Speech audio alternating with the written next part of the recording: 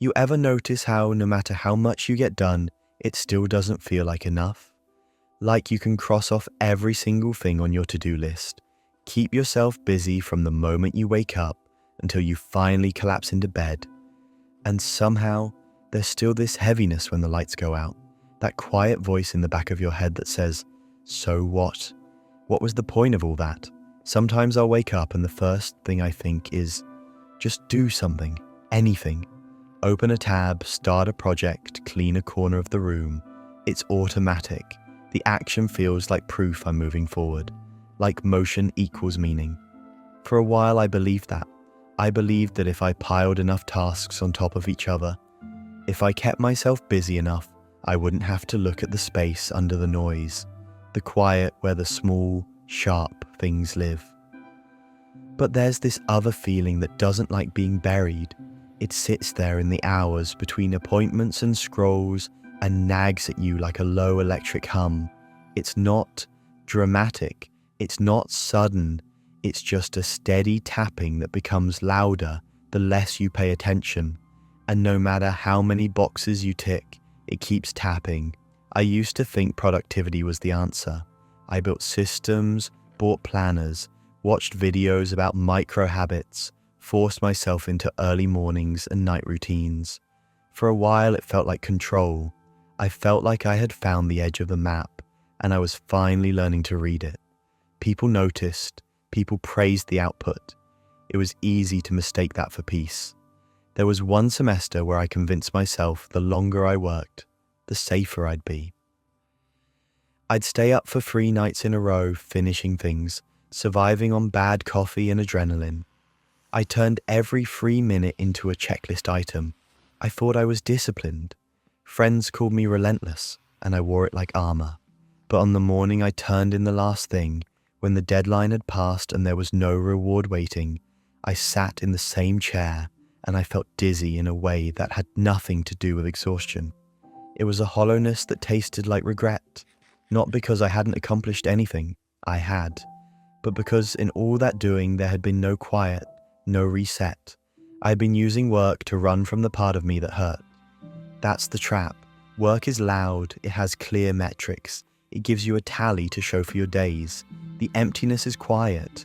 It asks questions that don't come with answers, so you cover it up, the way you cover a stain on a shirt, by layering task over task. I don't want to make it sound like I'm against effort. I'm not. There are things worth doing, things that feel like small, holy projects. Making something that matters to you, keeping a promise, learning a skill. The problem shows up when productivity becomes a substitute for feeling, when getting more done is a way to avoid an honest look at what's going on inside. We confuse motion for meaning. We confuse being busy with being alive. A friend of mine once told me they were proud of me for how much I could handle. It sounded nice, but inside I heard something else. You're carrying a lot, and you hide it by doing. That landed weirdly. I started thinking about the last time I had truly rested, not scrolling, not planning, not recharging in the service of tomorrow's output, but resting where my brain could breathe. I couldn't remember easily. That should have been a warning. There's a memory that keeps returning, the kind you only notice later as a hinge moment. I was at my desk again, late, the apartment quiet, and I had finished a huge piece of work. I should have been relieved, maybe even proud.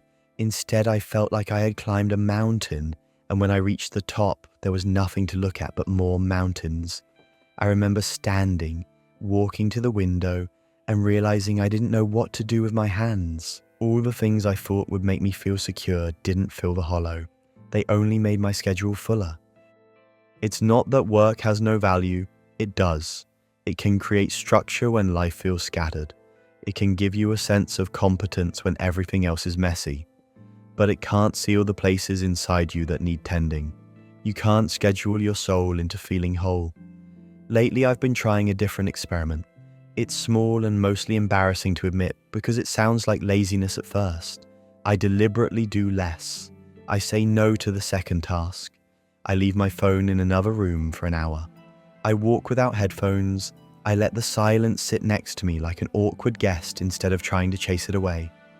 The first few times it felt poisonous, like I was wasting time or failing. But then something shifts, not in a headline way, but in the way your shoulders unclench. The ache pauses. One afternoon, I took the tram without any plan. No podcast, no to-do list, no productivity audio. Just looking out the window at a city that moves whether I am productive or not. There was a kid in front of me playing with a paper airplane, and he had this ridiculous concentration that made me smile. I didn't create anything notable that day.